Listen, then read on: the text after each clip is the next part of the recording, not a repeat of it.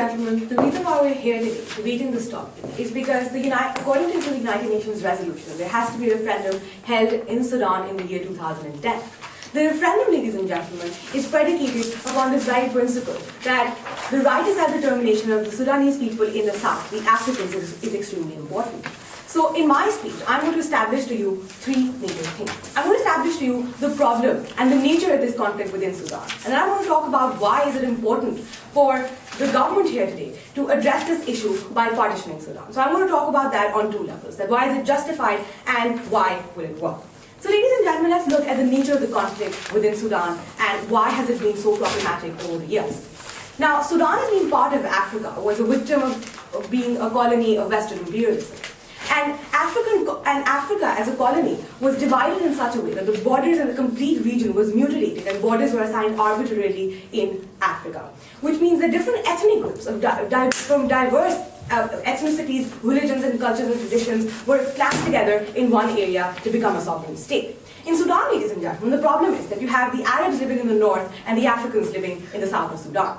Now, the northern Arab people have always had the power in the government, ladies and gentlemen, the federal government, whereas the Africans in the south have been marginalized as far as their political empowerment is concerned. Not only that, but the grievances also lies in the fact that the oil-rich area in the south of Sudan has not been given proper economic security by the northern government. Because in the north of Sudan, where the Arab ruling party has not been able to give oil royalties to the people of Sudan living in the south, which has led to the resentment of these people. That the oil-rich reserves from the south is funding the northern part of Sudan, but is not allowing people of the south of Sudan to develop themselves, and this has led to grievances in that part. On a second level, ladies and gentlemen, we see an inherent ethnic conflict within the northern Arab people and the Africans because of the fact that they belong from different ethnic groups and haven't been able to reconcile differences because the southerners have never been able to voice their opinion on a level playing field because the Arabs have always had the control in the government. And because of this continuous power struggle between the Arabs and the Africans in the government, we have seen a clear marginalization of the Africans in the south. And because of that, case in point, ladies and gentlemen, we saw the Darfur conflict being exacerbated to the point of the year 2003, where we saw a massive genocide being committed against by the Janjaweed militia supported by the state and also against the Africans in the south. And we feel that is a huge problem because under the United Nations resolution, we see that even though the North and the South have to have a power sharing of 50%, ladies and gentlemen, and there has to be a power devolvement, we see the issue still not being resolved in the federal government. The reason being that the South, the people in the South still feel that they're not being given enough political expression in the parliament, ladies and gentlemen, because the government of Omar al-Bashir, which committed massive human rights violations in Darfur against the very Africans, ladies and gentlemen, is the president of Sudan. And an Arab leader, ladies and gentlemen, is not providing security to these people. And we saw that when the Darfur conflict exacerbated to a point where the refugee problem became massive, the ethnic conflict exacerbated to a point, ladies and gentlemen, where the Africans and the Arabs killed each other and destroyed each other's reasons, we as Team Government believe the solution to the problem is urgently needed. Yes, madam. See, the Chinese minority within Malaysia feel that they don't get enough airtime politically. Do you think they should secede as well? Because you haven't given a justification for secession per se.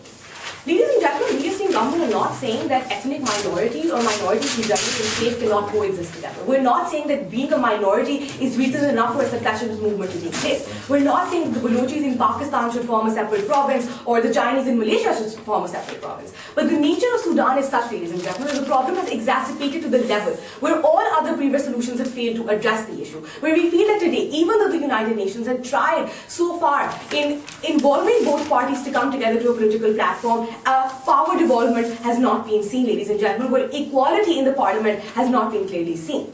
Because not only is there an ethnic conflict and a power struggle, but also a conflict over the energy reserves within Sudan. So why do we think, ladies and gentlemen, that it is important for the Sudanese people in the south to get the right of self-determination? And why is it that self-determination is so important in Africa per se? Now, the right to self-determination of people who belong from a separate ethnic group or from a religious group, who feel that they have been oppressed and marginalized, ladies and gentlemen, and there already has been a war fought within Sudan that hasn't solved this problem.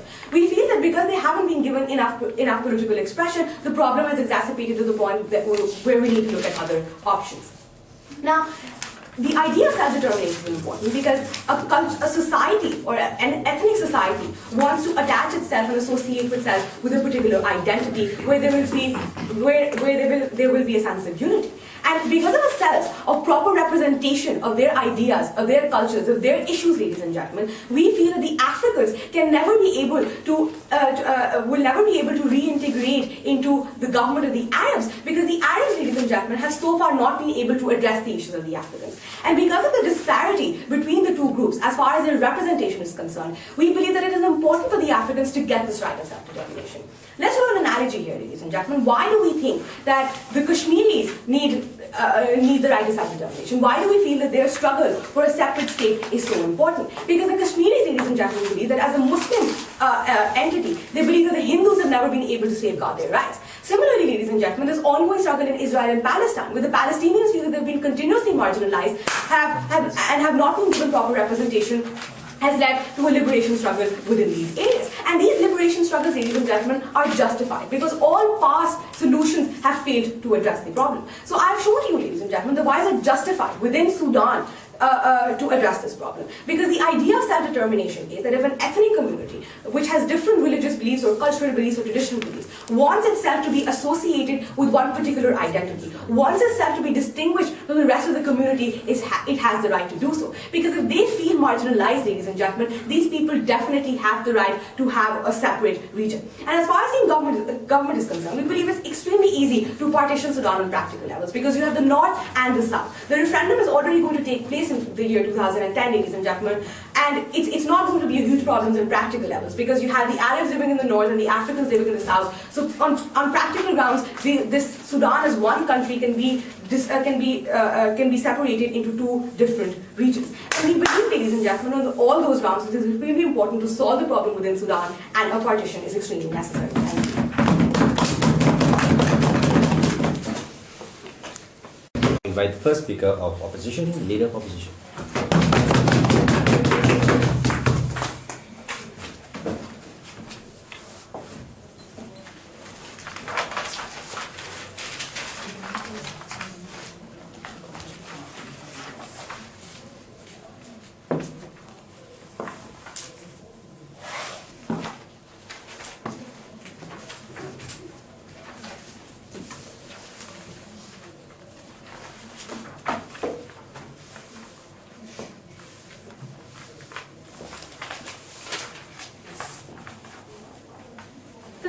That this side of the house haven't proved is that all solutions haven't been exhausted. Because obviously independence is not something you just give out to any country with a conflict in terms of its ethnicities within that country.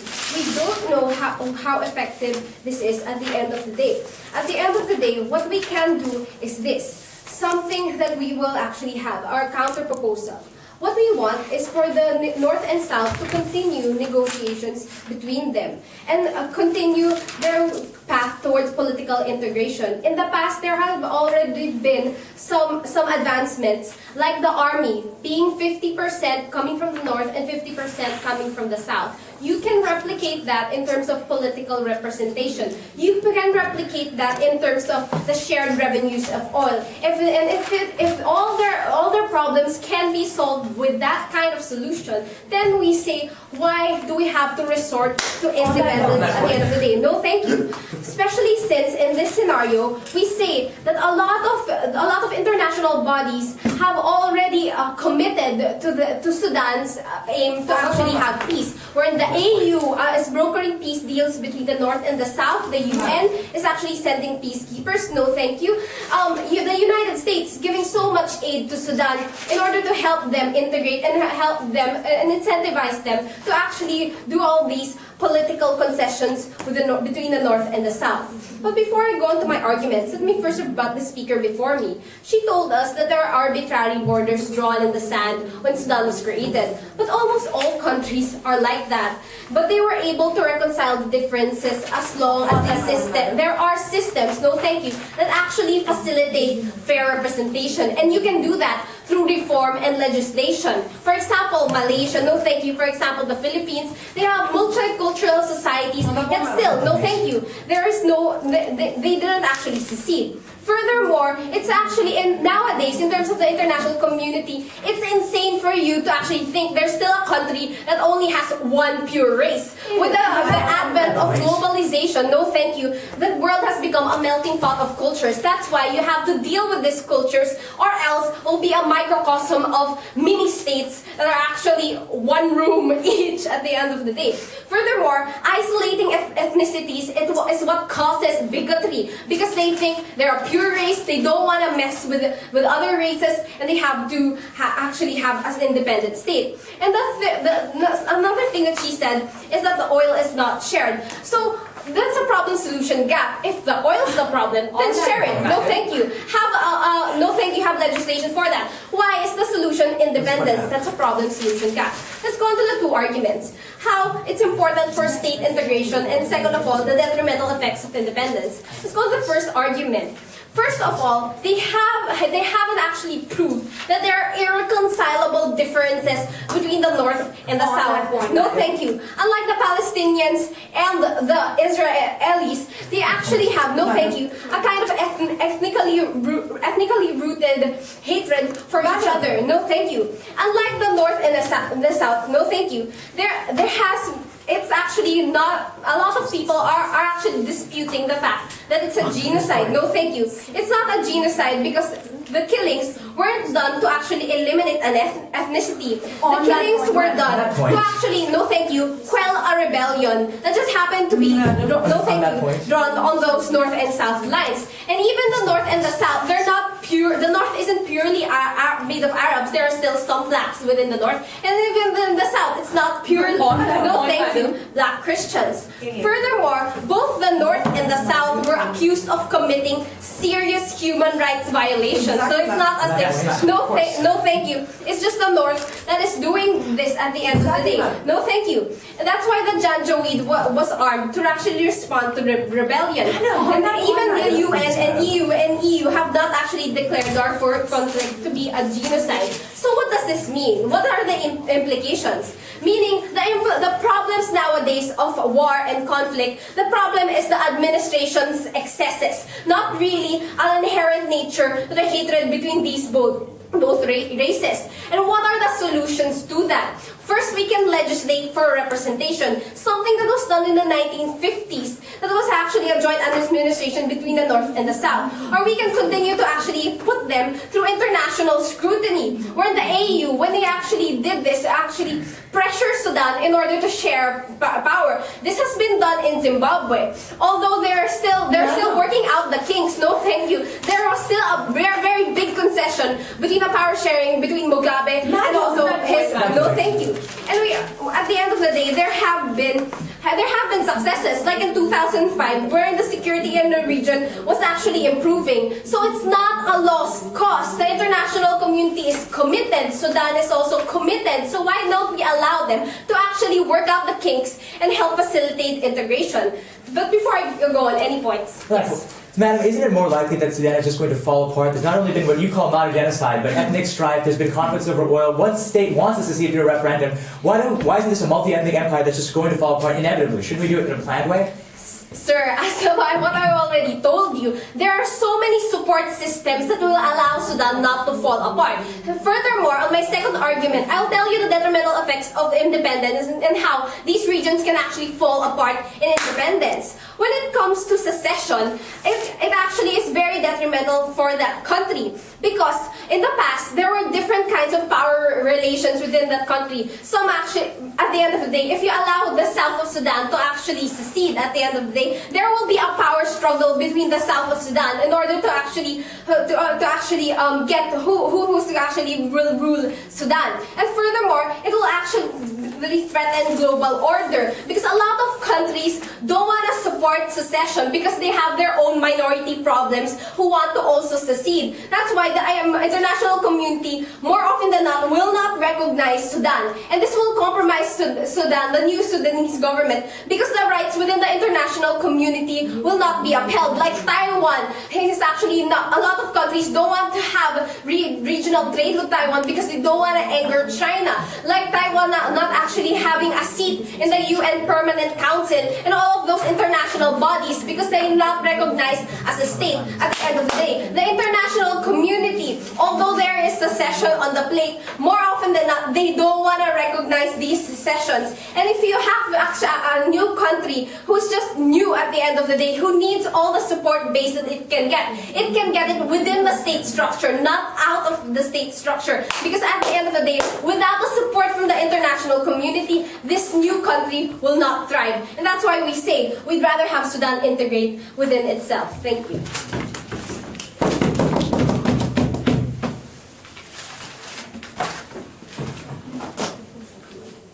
Just a note to the teams, it's okay to verbalize the points of information, but let's try to keep it quiet a little bit because too much conflicting noise doesn't lead to more understanding, just less. That's it. We'll thank Leader of Opposition for her speech and invite second speaker from opening government, the Deputy Prime Minister. Team of the government support the resolution. We're all for the rights of minorities and we're all for people being really happy with one another. Sad truth and reality check for opening opposition. The real world doesn't work that way. In the real world, despite the fact that we've had referendums, despite the fact that we've had resolutions, and despite the fact that there have been power breaking deals between the Africans and the Arab government, Africans are still not given their rights. African people are still discriminated against. African people are still at a disadvantage.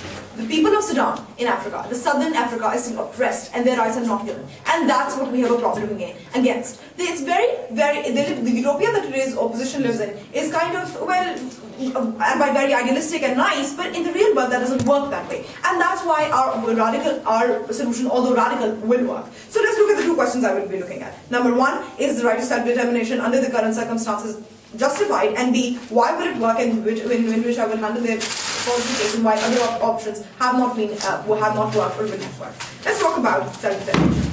The right of self-determination is not something new. The right of self-determination is a basic human fundamental right which is given by the UN to all individuals. It is exercised by a community because of its nature, but it is an individual basic right. And if the people of Southern Sudan feel that their rights have been oppressed, that they are not part of a tikasitsa, if that their nations, that the state that they're part of does not represent them and is oppressing them, then they have a right to determine. They have a right to this, and we give you a historical analysis of why that's so. That's because Sudan, like most of Africa, is a colonial state. And because of that, the boundaries are arbitrarily demarcated, which means that the state in the people is not representative of the nations that they're in. What that leads to, ladies and gentlemen, is a multi-ethnic community. Now, where do we see that multi-ethnic communities and multicultural societies actually work? Where the federal and the center of the government is actually fair, in which people we see that all communities, irrespective of their class, color, creed, or where they come from, and who is in majority, they are given their rights. But is Sudan that example? And that's where the debate becomes particularly about Sudan. When we feel that the oil is in the south, and the southern Sudanese people are not given royalties for it, we feel their rights are being oppressed. It's not just about being a minority. We feel when their political rights are being oppressed, we feel there is a minority. We feel when the Janjaweed is being funded by Umar al-Bashir's government and thousands and thousands of thousands and thousands of Africans are being killed in Darfur, we feel it's not just, oh, they're just a minority and they're not just given airtime. We feel that when the biggest refugee crisis in the world takes place in Sudan, we feel there is a problem. And we feel that the Africans' rights are being oppressed. Do you disagree, sir? You tell us that a referendum will happen. If the result of the referendum becomes a no, will you then force a petition? Take your seat, sir. Here's the thing: the referendum is not going to happen because number one, Umar al-Bashir's government doesn't want the referendum to take place anyway. And number two, take your seat. And number two, here's the thing: because of the North's influence on the South in terms of economics, in terms of their political strength, they're actually going to coerce people in Sudan because of their economic oppression, because they're on a much lower scale when it comes to their economic autonomy, to actually force people to vote not to vote for a divided Sudan. And we feel that is not an independent autonomous decision, that is a coerced decision, and as such we need to come up and we need to liberate the people of Southern Sudan. On a third level, why is it that I've already explained to you where the oppression takes place in terms of economics, in terms of political rights, and in terms of the fact that you have the military junta actually killing those people, actually, and you've got and their women being raped, their children being burned, their houses being burned down. Take a seat, and of course there will be people that don't agree that it's a genocide, but nobody really questions that Umar al-Bashir's government funded the Janjaweed and funded them to actually go and kill people in Darfur. And we feel that that's a problem. Take your seat, madam. And why is that? And we feel that means that there is sufficient evidence to prove that it's just not that we want that they're a minority and they can exercise their self-determination. We feel that they're a minority whose rights are being oppressed, which means that their right to self-determination becomes all the more important. And they have the right to exercise that as a community, and we will recognize them. Coming on to why will it work and why hasn't it worked? We've already talked about how the referendum is not going to work because of Umar al-Bashir's government. But let's talk about the power sharing deal which they've happened. The power sharing deal, which is not a new idea, the power sharing deal was already brokered by the UN. Has it really worked? Not quite so. In the fact, South of Sudan is still oppressed. South of Sudan is still not given its rights. On the third level, the UN can send in peacekeeping forces. Take your seat, madam. We have peacekeeping forces and other countries can intervene. Here's the thing: when the UN recently said in the Darfur crisis sent peacekeeping forces, Umar al-Bashir's government sent them back out and said, well, you can't really work here. And that's the thing: when you have a powerful oppressive government, there is only so much that non-state actors or multilateral organizations or bilateral organizations can actually come and intervene. In fact, in current Sudan, we then that because of Sudan's and northern Sudan's intrinsic links with China, the Security Council can't even intervene effectively in that scenario and actually send in and save and liberate the people there. Yes, ma'am. Ma'am, once you create these institutions, there is now due process to counteract oppression. Why can't you do that? Take a seat, madam. That's again the utopia that we're living in, that these institutions are not only there. What we are saying is that these institutions are there. These institutions have been trying to mitigate the problem and they have not worked. And while you might say that the lives of Sudan, the Sudanese people are not their rights are, well, they can, for if some time that their rights are being oppressed, that's all right. But then we feel that there is a severe sense of urgency that we want to tackle right now. And why is that? We feel that if you don't have because all the other alternatives have not worked. And when you don't have a planned partition and you coerce them, what happens? That secessionist movement don't suddenly go away and everyone thinks it's not hunky-dory. In fact, that resentment continues and grows. And that the roots of the secessionist movement continues, like we saw in Kashmir. Just because they weren't given that right and said, well, you're a minority, you will live with us, does not mean that conflict ended. Ethnic strife will continue. The people will still be resentful. In fact, secessionist movements will increase. We might see, in fact, we've seen that secessionist movements become even more violent. They don't stop being violent, or they don't disappear out of a sudden, but they just gain more momentum and more popular. Why is that? Because people feel that yes, this is a secessionist movement which might be illogical or irrational, but we support it because it's against an oppressive government and we support it. And we feel that is problematic. That is problematic because then that can affect not only the southern Sudan, but Sudan as a whole in terms of its economic and in terms of its political stability. And why do we think that comes to us say why is our model the best? Because our model is a planned partition where we can actually administer that partition on our own. We can see that we can demarcate borders in a better way. That means that the states actually are representative of the nations there. On a second level, why will it work in the long run? Because that resentment is actually being solved in both the north and the south. A, have the chance to reconcile, and B, have a chance at economic prosperity, at political stability. Something that in the country which is continuous ethnic strife, continuing civil war, and a continuous threat of a Darfur again happening, does not have a chance at.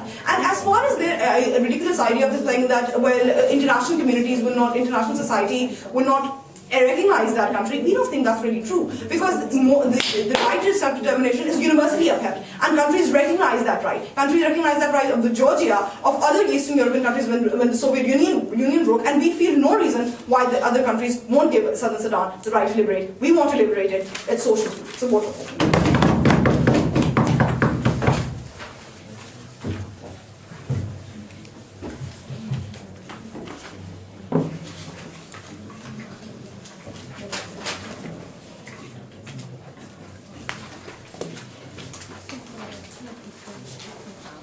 Right, we thank the Deputy Prime Minister for her speech, and now invite the Deputy Leader of Opposition to take the floor.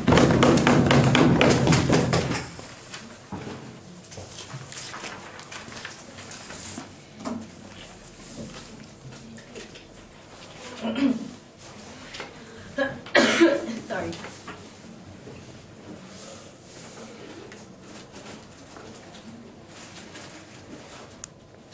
How Sudan decides to govern itself will obviously spell the difference between the repetition of the Darfur crisis and the establishment of lasting peace, not only in Darfur, not only in Sudan, but in the entire region as a whole. So we need to ask the question, where are we now, and what exactly is happening so that we really need to evaluate what is the best action to take with regards to what is going to happen in Sudan. We think that the Janjaweed has already stopped its killing, the Sudanese military has put down their arms, and ultimately the pursuit of justice is evident via investigations into these killings, which is why they are still in process of being in trial at The Hague. The theme of my speech is going to talk about integration and how it's the fairest mechanism for organizing states, not only on the level of minorities, but also on the level of interests of the international community. And the goal ultimately of my speech is to tell you that we create social order within Sudan and foster lasting peace when we go for integration and not secessionism. But before I go on to that, I'd like to respond to the speakers previous on 4 levels. First, they tell us that there's a lack of political representation that is an automatic grounds for secession. We don't think this is the case. We think that in instances, for example, like East Timor, where there was a systematic abuse coming from the government upon a certain minority, that was the reason for the international community's actual exemption from their legislation that says they are not for secession. That's the only instance that they allowed East Timor to secede. But isn't the case in Sudan as well? When we tell you that although the Janjaweed was in existence and was coming from ultimately the north, we still see that the Sudanese military also inflicted human rights violations. So it was a clash of these two forces. It was not systematic oppression. It is not legitimate grounds for that secession exemption. No, thank you. But the second response I have is when they talk about the idea of arbitrary borders being drawn by colonizers and ultimately we need to save Sudan and repartition it. We don't think that this is realistic because ethnic homogeneity is not something we see evident in any country in the entire world. No, thank you. But we think ultimately ethnic homogeneity is not a value we want to promote because this creates too many detriments. It makes nations less likely to pursue moderate policies, less likely to engage with other nations that are of different ethnic groups, and we think ultimately this doesn't allow for there to be true convergence on an international level. We think this is problematic, and we cannot look at this idea of maybe redressing historical injustices in this manner if it doesn't really solve the problem. No, thank you. But the third response I have is talking about the referenda in 2010, and they question whether this is going to happen and whether individuals are even going to want to stay together. They're automatically going to want to separate on ethnic lines. We don't think that this is the case. We think first and foremost, this referenda is a requirement. It's not just international pressure that requires them to have it. It was a part and parcel of the requirement for their ceasefire in 2005. So they're internationally bound to have this referenda, no matter how al-Bashir wants it to play out. No, thank you. But on the second response, we tell you that it's automatically supposed to be evaluated on the level of these individuals. And we think that there's going to be a likelihood that they won't want to separate because the North has an interest in keeping the South within its administrative region because of the oil in the South. So they want to keep this oil at their access as well. But on the second level, we think that there are groups within these ethnically divided regions that are still part of the swap minorities. There are Christians in the Arab areas and Arabs in the Christian areas. We don't think even in the North and South it is that ethnically homogenous. So we think the referenda should be allowed to happen. We don't think we should preemptively divide this nation if we don't even know if they want it or if they're ready for it or not. No, thank you. But the last response I have is with the idea of self-determination. And ultimately, they tell us that it's important to look at how self-determination is a basic fundamental human right and it is justified to be exercised in all cases. We don't think that this is the case. When self-determination is a right that can be curtailed if it jeopardizes the safety of the region, if it jeopardizes the way that you can administrate over a certain area, and what it really does is create more problems for protection and security and even harms more minorities on the ground. But before I go on to my arguments, sure. Do you think that in a minority which has been historically oppressed by a center, don't you think that their right to self-determination then comes into play and becomes all the more important? If these individuals were not just victims of oppression and they had the capacity to respond as they did via the military, we don't think they're that oppressed and that disempowered. But on the second level, we need to ask you, is this the last resort really? Have we tried all the other alternatives and have we really ensured the political representation to a level where we can now say that it did not work? We can have the international community come in and make sure that more coalition building is now present and we can create more parties. We think that if it was able to happen in Zimbabwe, where Mugabe had much more control, we think it can happen in Sudan. Which is why I want to tell you in my argument how integration is the best way to foster peace. Again, we want to talk to you about this idea of secession and how not all other alternatives have been exhausted. We want to look at the alternatives of strengthening funding or support systems for ethnically representative political parties. Things that have not been invested in, they have agreed upon that in opening government. We think on the level of the example that we've had on Zimbabwe, when we think that Mugabe's control was still able to be checked and balanced by the Movement for Democratic Consolidation, we think that this is an ability of the international community community to now come into these areas and try to make these political parties more participative and representative. We don't think that we are at the last resort at the end of the day. But on the third level, we want to tell you, let's look at what is realistic. Is it true that these minorities are, or at least these ethnic groups, are only going to be in certain regions? Are they that homogenous? And ultimately, does that mean that these cultures are definitely irreconcilable? We don't think this is true, and we think basic fundamental human rights bind all of us in the situation that we are all alive. We think that it's important for us to look at these minorities that can be multiculturally bound and can actually coexist in a certain state, which is why they haven't been killing themselves, they haven't been killing each other recently, which is why the ceasefire was able to happen, because there was a recognition that the fighting does not have to keep going on. There can be reconciliation between these two. But on the third level, we want to look at the idea of the expectations for success. They're squashing the idea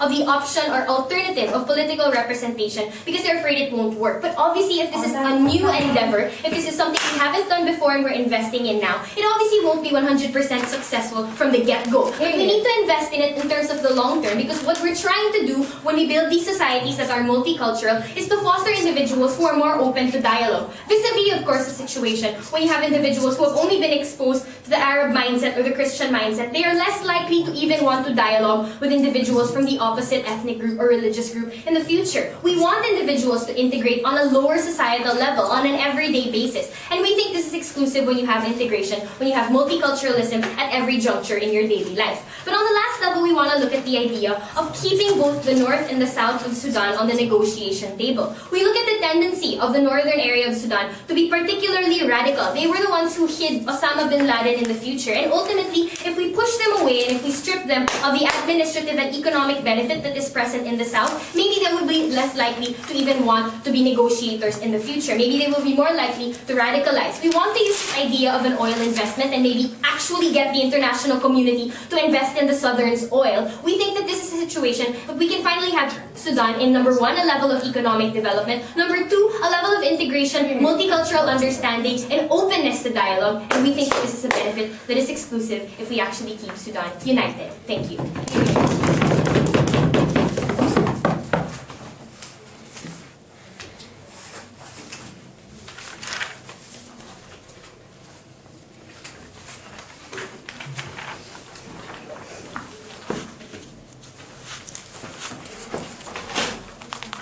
Right, we thank the Deputy Leader of Opposition for her speech, and now I invite the first speaker for closing government, the Member of All right, thank you, everyone. It's been a very interesting debate. I think it will continue to be one. Now, I think that side opposition is pretty far from reality when they expect that Sudan could be reintegrated into a fully functioning state. And I think if you listen to their analysis, even on a very charitable construing of it, it's a lot about sort of the North and the South and how those two groups might be able to get along eventually. But I think it ignores a lot of the situation between Northern Sudanese and Western Sudanese in the Darfur region, where the conflict is much wider, where it's rooted in sort of ethnic, religious, and economic differences that I think are so far from bridgeable that their sort of liberal dogma about reconciliation, about how we should all just get along, and about how we should integrate the state just seems quite unrealistic to me. And that's why I think, as our extension, we want to talk about the principled reasons why integration, why rather separation, why a division of Sudan is acceptable in this case, and why it doesn't justify division of every country or every ethnic minority self-determination, and why self-determination is particularly valid here. So, but first, I want to get to a little bit of rebuttal because I think that there's a lot to be said here. So I think one of the main lines of analysis coming out of side opposition is that not every avenue for possible reconciliation has been exhausted. Not every single approach has been taken. But I think, first of all, that's at best only true of the North-South. I think every avenue has been taken in Darfur, absolutely everything, and yet while the UN may not call it one, a genocide is still going on. And I think that that's ultimately sort of irreconcilable. But even more importantly, I think that the South still has strong reasons for, even after all these measures have been taken, even after all the negotiations and all the talking, it still wants to leave.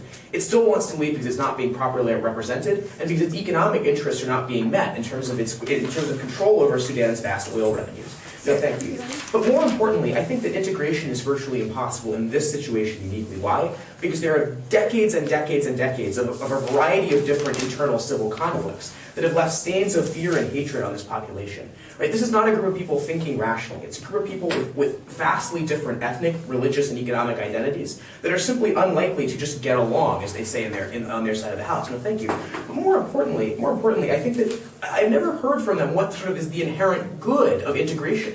Why is it that we prefer Sudan to be one state? Why is it that we think that somehow if they could all simply be in one state, that would be somehow beneficial? I don't really quite understand that either. But sure. If you allow them to divide and there's still fear and hatred, you haven't addressed their actual fear of each other, you now have legitimate states who can now engage in wars with one another. How strategic is that, and why can't you put them all under the state where you can now require them to dialogue?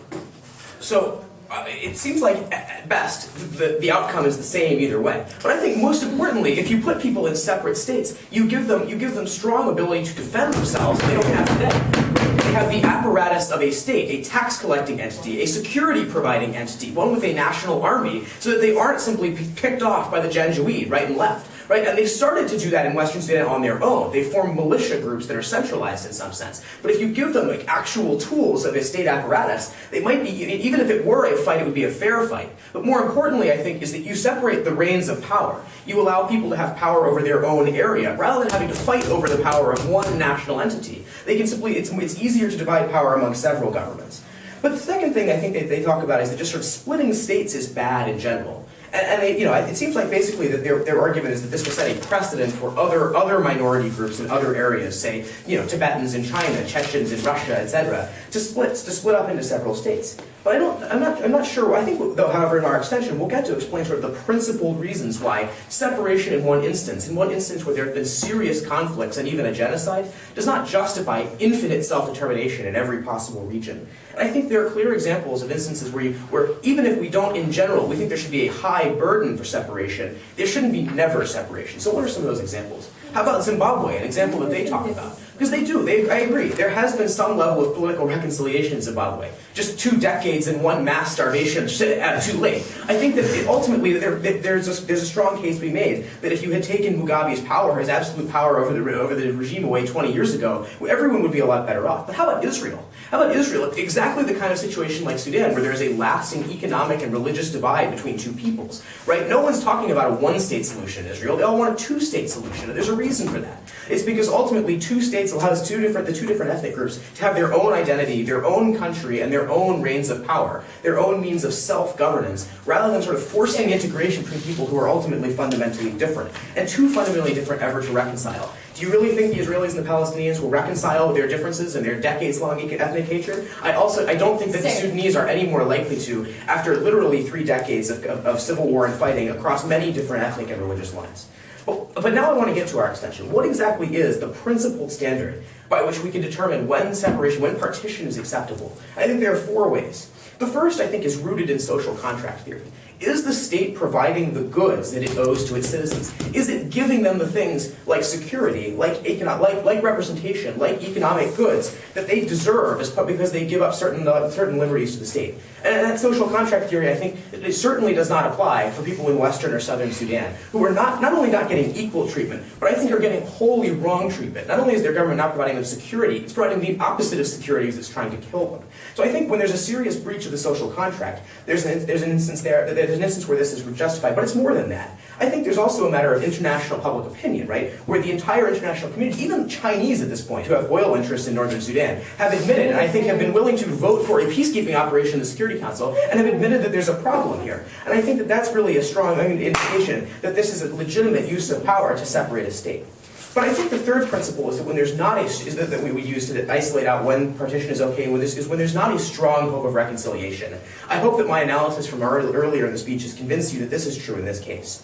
Finally, I think that the last thing I focus on is when other measures have been taken and have failed. We've had exhaustive negotiations, we've had international peacekeeping, international aid workers, they've simply been shot at, and I think in this case it's clear that the international community and that the Sudanese have done everything they can to try to create an integrated state and have simply failed.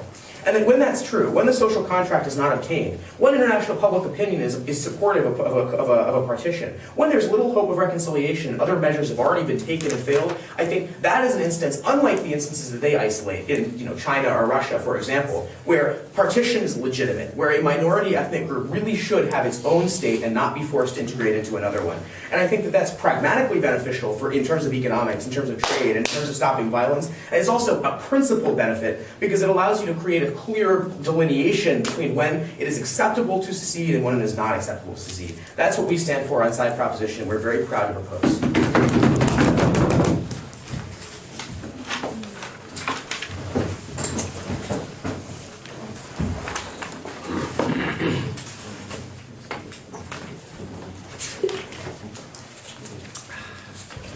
Right, we thank the Member of Government for his speech and now invite the first speaker from closing opposition, the Member of Opposition.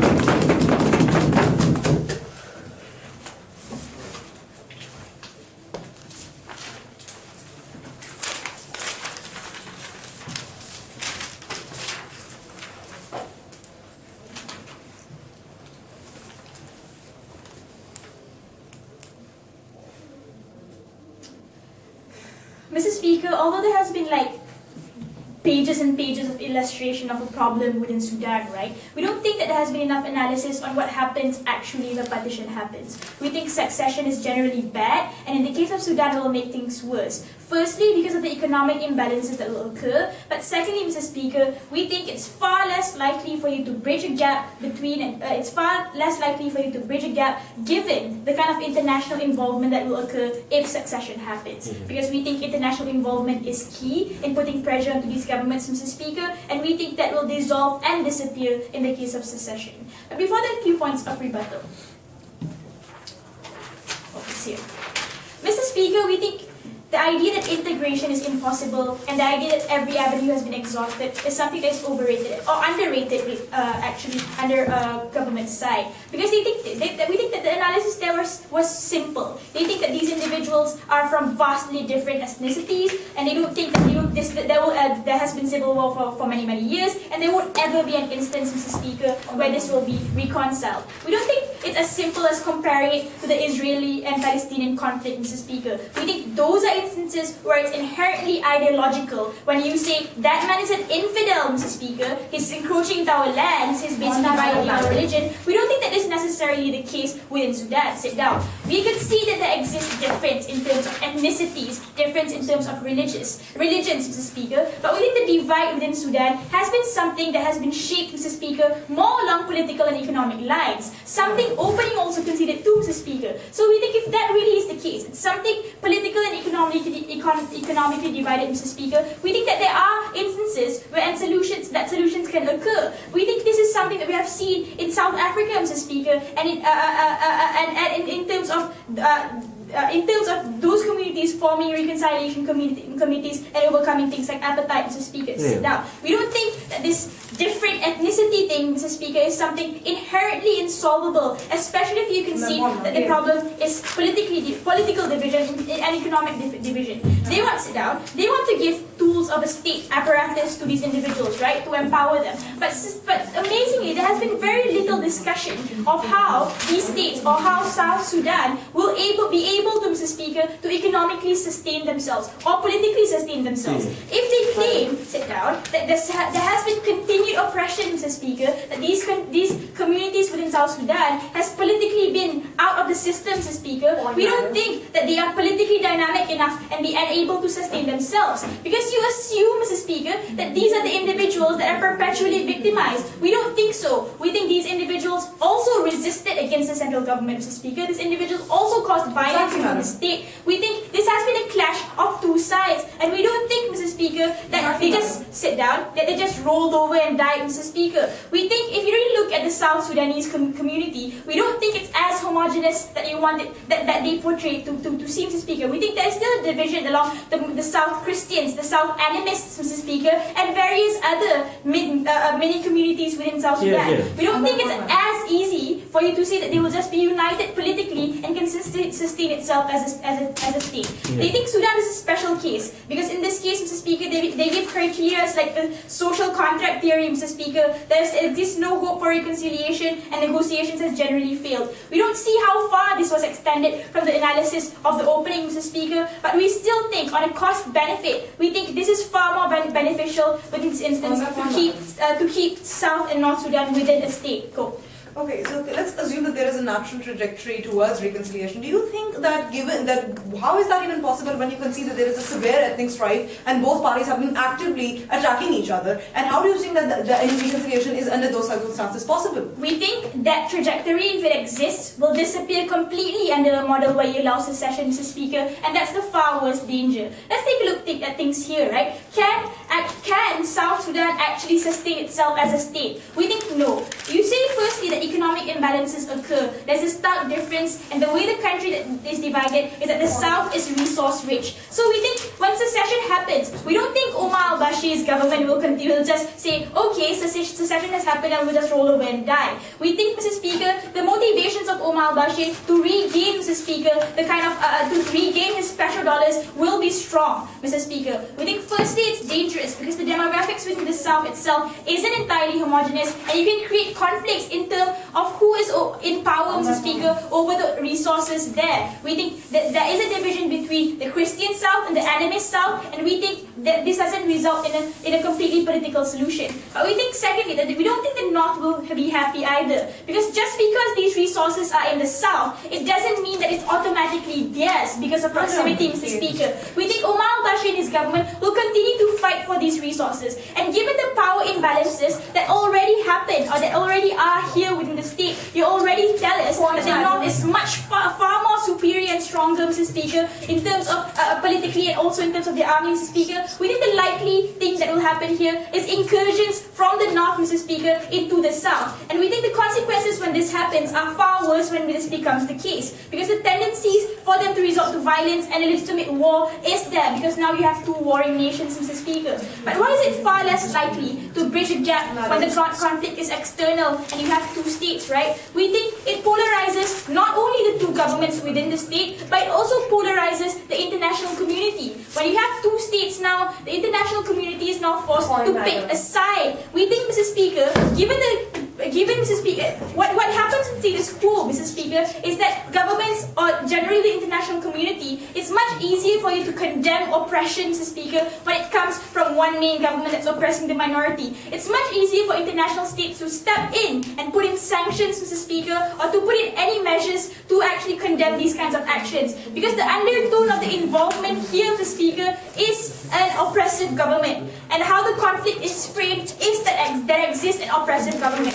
When you create two separate governments, and both governments are now claiming their own legitimacy, Mr. Speaker, we think this forces international community to choose one side over the other. And we think, Mr. Speaker, that the undertone to the involvement of the international community here will not be reconciliatory, Mr. Speaker. It will be one side over the other, and we think this polarizes the international community in terms of political backing of these countries. We think because of these reasons, it's far less likely for any form of reconciliation to happen, Mr. Speaker, when you put these individuals at an equal platform. We think it's far easier to condemn the government of Omar al-Bashir within this instance, and it's far more likely for you to move towards reconciliation as opposed to this case. We haven't had compelling reasons, Mr. Speaker, to why succession is exclusive in this case. We think because of the economic imbalances, it makes things worse, but it also makes things worse, Mr. Speaker, in terms of the involvement of the international community.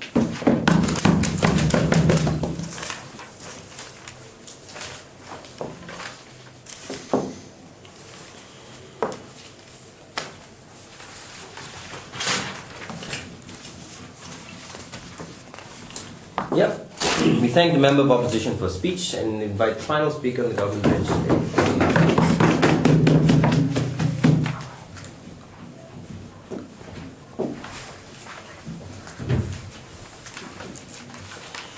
Thank you, Mr. Speaker. It's a pleasure to be up here talking about a subject which is extraordinarily important and near and dear to the heart of many of us.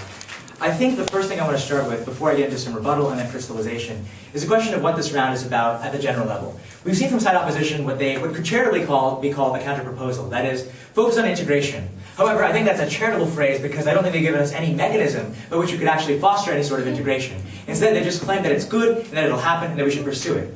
Second question, Mr. Speaker, is integration really a good thing to have? Maybe in general liberalism says that multiculturalism is good. But when are the conditions in which it's not possible? When theoretically is it not even desirable or justified? We believe on our side, I think what Dan tried to show you in the extension, was the idea that, it was two things. First, that integration isn't always necessarily a good, that there are conditions under which integration isn't even a justified thing, and that people have a right not only to secede, but to be separate, to be distinct as a nation. And secondly, that in the long term, this is better because interstate conflict, that is between states, is better than intra-state conflict, where one group oppresses the other. I'll explain that more a little bit later. But the first thing I want to do, not yet, I haven't even started, is discuss some of the rebuttal material, discuss some of the material we got from the last speaker, which I think was, it wasn't particularly comprehensive. The first thing that we hear from them is the idea that, that basically ideology is a big part of the reason that we've seen conflict in other places, and because ideology isn't part of the mix here, we can have reconciliation.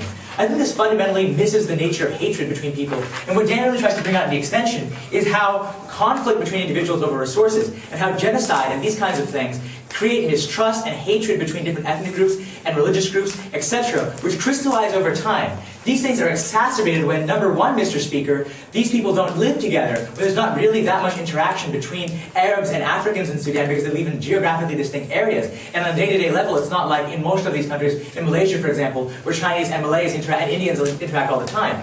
But second of all, Mr. Speaker, again, racial and religious differences can be extraordinarily pronounced, and I don't think it's necessarily appropriate to say ideology is all that matters.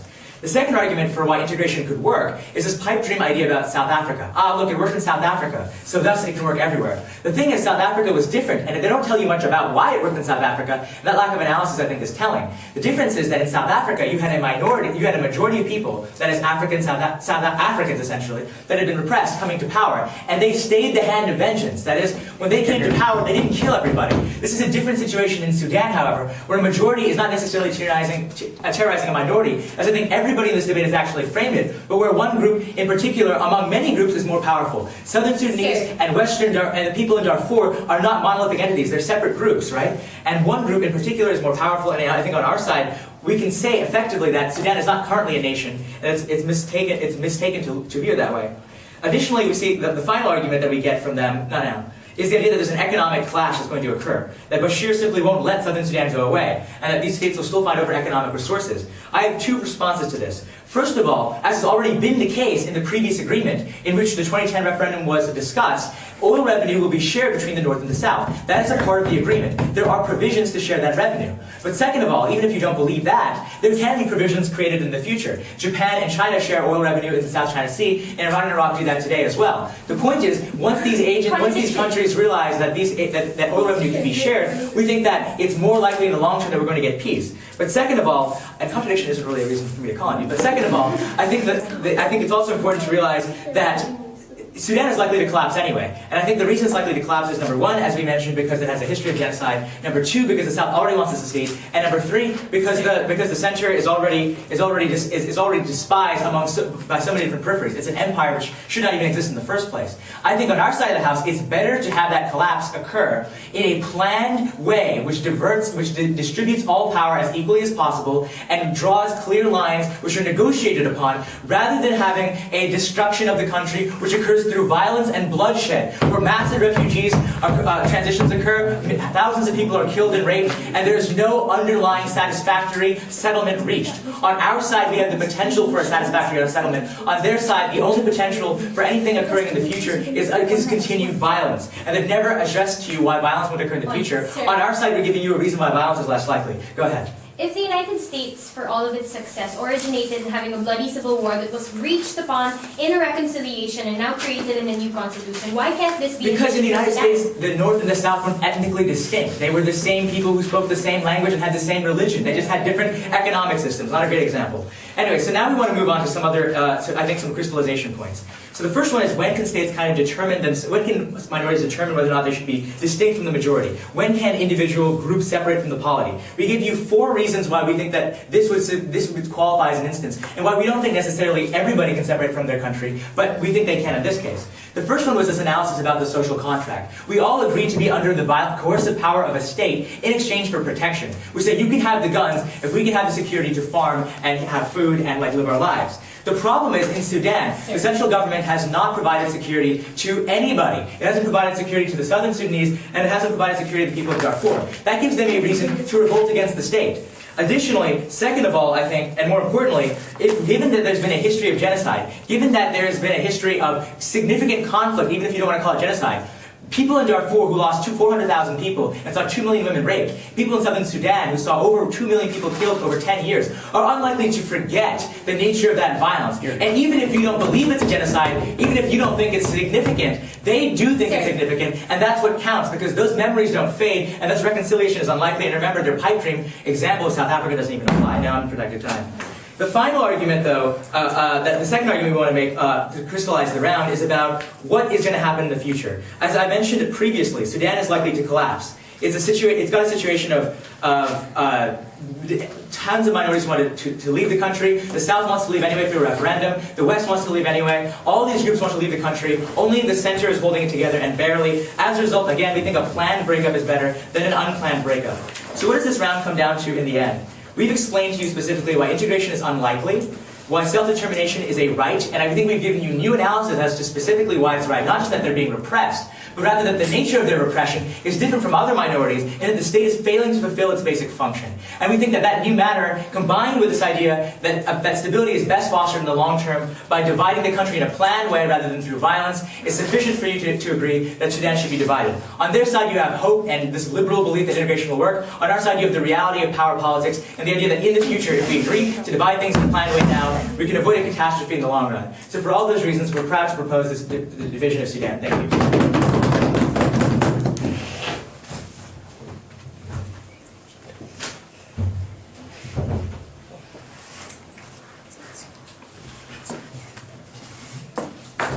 Right, we thank the government speaker for his speech. For the final speech of today's debate, and now invite the opposition.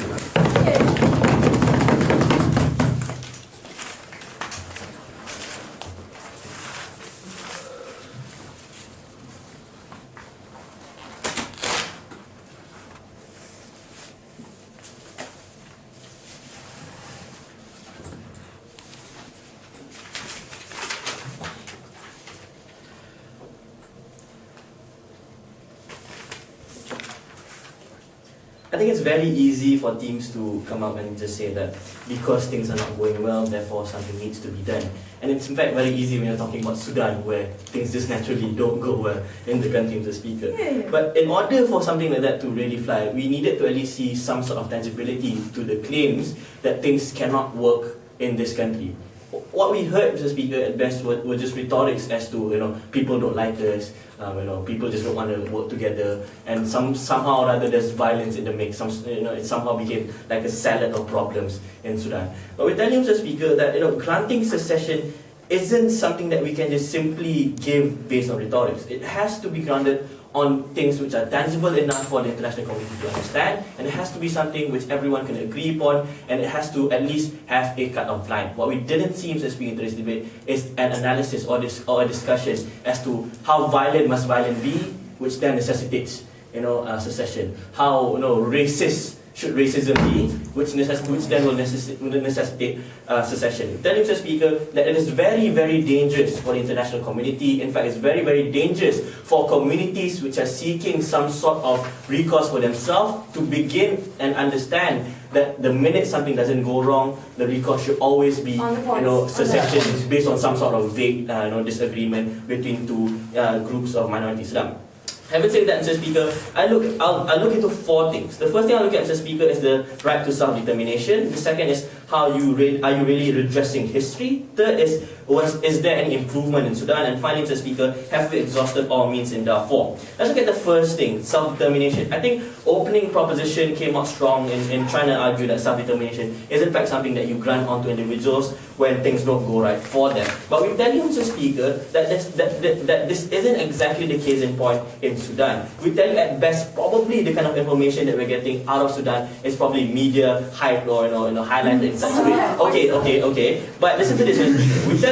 We tell you, Mr. Speaker, that if your problem, and this is the main contention from on their side, and if your problem is mainly two things. Number one, the culture, and also the political access that individuals are not getting in status quo. We ask you, are these problems which cannot be ironed out and can only be resolved through a secession? Because we tell you, Mr. Speaker, that a secession is probably the worst form of recourse that any democratic, international society can condone. Because a secession is essentially a community trying to get out of a process and just simply ignoring any sort of legitimate framework and decide to just form something on their own. We tell you, Mr. Speaker, that if your problem is lack of access and probably cultural differences, we tell you that it's probably not something which will necessitate secession. It's probably something which can be ironed out like every other country which has already ironed out any sort of cultural differences or access to political institutions. Sudan. We tell you, Mr. Speaker, that if your basis is there is no hope and therefore negotiation has failed and the central government hasn't returned things which were supposed to be returned onto the South Sudanese, we tell you that that's not really a problem with the state in itself. It's not really a problem with the infrastructure of which the state has been built upon. It's more of a problem of who is residing in the offices that these infrastructures are creating, Mr. Speaker. So we tell you that you don't have to break away from the state and the state infrastructure. You only need to put someone else who is better to be able to use the infrastructure effectively to distribute the kind of things which should have been distributed earlier. So then the debate becomes a question of, will this likely to happen in Sudan? We tell you, Mr. Speaker, that it's very likely, and it's not something that can happen overnight, we can see, but there is improvement. And this is where I go into answering the question of, is there improvement? We heard, surprisingly, from closing government that if you suddenly form a state, Omar al-Bashir and the ex-state that you create, Mr. Speaker, can go into a negotiation and can resolve oil disputes and share revenue in that way. But if you already say that these communities, when separated as a state, can somehow reconcile and form a negotiation, why isn't that the attitude you're taking when these individuals are currently residing within a state, which is Sudan? We tell you that if you believe that negotiation can happen and it can be resolved, why can't it be resolved under what's happening in status quo? We tell you further, Mr. Speaker, that the fact that you have a referendum happening is already a telling fact that things are improving in Sudan. We tell you that the mere fact that Omar al-Bashir is taking it seriously and understands that he has to be able to at least moderate himself, or at least be pleasant enough for people to not want to separate, Mr. Speaker, already shows how serious the referendum is and how much, Mr. Speaker, the current state is respecting the kind of negotiations and agreements which they had. We tell you, and we heard from opening government, in fact, telling you that the Janjaweed has dropped arms, you have investigations, and things are slowly improving in Sudan, which then proves, Mr. Speaker, that there's no real necessity for you to really secede from the infrastructure of the state and form entirely a new state, which probably wouldn't survive in the next 10 years in terms of whether it can sustain itself. I'll take opening. Okay, so what criteria does the closing opposition have for secession? Because if they don't agree that political oppression, economic oppression, killing people, raping their women, and actually deny them... Invite the first speaker of opposition. Mr. Speaker, that this is a debate about what is in the best interest of Sudan. We tell you that rape, discrimination, all this happens in any society. It is a telling problem even in the most liberal of countries. But the question in this debate, Mr. Speaker, is that does all this problem, the rhetorics of the problem, in fact, necessitate a complete separation from the infrastructure of the state? We tell you no. We tell you that it's not, it's not something which necessitates the country. It doesn't necessitate the community forming a completely different country altogether. And I spent time talking about it. Now let's look at the question of, have we exhausted all means? And I think this answers her question further. Because we understand that there are differences within these communities, but we tell you that at the end of the day, you haven't, we clearly haven't exhausted all means in terms of negotiations. Because let's look at what has happened. We tell you that the referendum is forthcoming, and we obviously still have to wait for the referendum to happen. And if things don't go right in that referendum, we can follow what is next on the plan in the negotiation, which is a central election in Sudan. And we tell you, Mr. Speaker, that the key here is in fact to allow things to naturally progress on itself. We tell you what closing opposition told you into this debate, Mr. Speaker, is that what you do with secession is that you make things worse for the South. The only team that tried to look at what will happen in the future is closing opposition. The entire government bench assume that nothing will happen after the split occurs. We tell you that having two states, having polarized nations, having to force the international community to take sides is far worse for the problem in Sudan, and we tell you that the better way is to in fact solve this within our own homes in Sudan as a nation. Thank you very much.